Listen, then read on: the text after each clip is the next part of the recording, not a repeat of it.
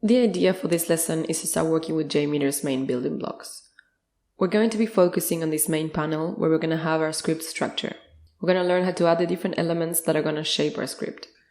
We will study these elements in depth in following lessons, but the idea for now is to introduce some of them and see how we add them to our script. Let's start by adding a thread group. For this, we're going to right-click on our test plan and go to Threads and Thread Group. This element is going to contain all our user actions. We can see on the right panel that we can change the element's settings. For example, which action should be taken when there is an error in the execution. And down here we can configure our test scenario. All these are concepts that we're going to see in future lessons. We can also divide our thread groups in groups of actions, and to do this we're going to use controllers. If we right click on our thread group and we go to logic controllers, we're going to be able to see all the different types of controllers that we have. If you're only using them to group actions, we're going to be using a simple controller. We could, for example, use one of these to group all the actions necessary to load a page, and then use another one that contains all the actions necessary to select an item on the site. Another element that we can add is a HTTP request. This is going to be one of the most used elements in our script. Here we're going to specify the URL we're accessing, the port number, and the path. We can also set the protocol used, the implementation of the HTTP client, and the method that we're using on our request. If it's a POST request, here is where we're going to set our parameters. We can also add elements to our request by right-clicking on them. The preprocessors are elements that are going to be processed before the request.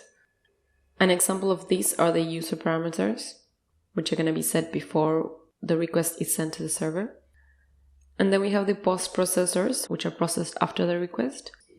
An example of this is a regular expression extractor, which is used to obtain information from the response. So now let's add some structure to a script. We're going to be using the example mentioned earlier. Our first action is going to be loading the page, so we're going to add it as the first step. Then we're going to have a second step, which will be to select an item from the site. To each of these, we're going to add a HTTP request.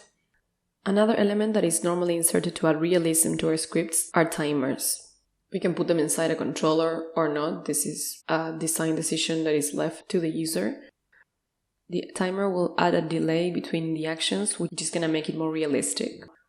If we think about a user actually interacting with the site, it will take them some time to find the element that he's willing to select within the site. This is the behavior we want to replicate with the timer. Another element that we normally add to requests are assertions. These are going to help us validate the response that we're getting from the server. We will have a future lesson on this because it is quite important, but it is good to start getting acquainted with the element and know what it's for. To finish up, when we have our script ready and we want to test it, we're going to have to add a listener. So let's right-click on our thread group and go to listeners.